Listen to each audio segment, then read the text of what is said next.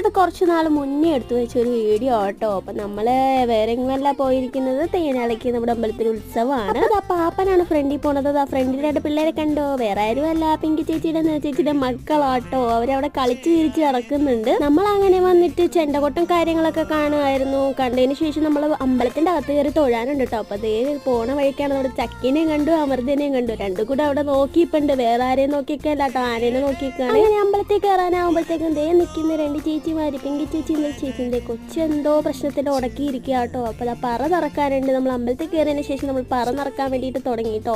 അപ്പോൾ അജിത്തേട്ടനാണ് ഒരു പറ നിറച്ചത്, ഒരു പറ ഞാനും നിറച്ചു കേട്ടോ.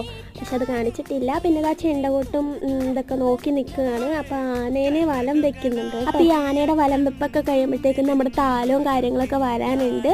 അപ്പോൾ നമ്മളതും കാത്തിരിക്കുകയാണ്. അപ്പോൾ തേവൂട്ടി അവിടെ ഒളിച്ച് കളിക്കുന്നുണ്ട് കേട്ടോ. ബാക്കി വീഡിയോ പുറകെ വരുന്നുണ്ട്. ബായ്.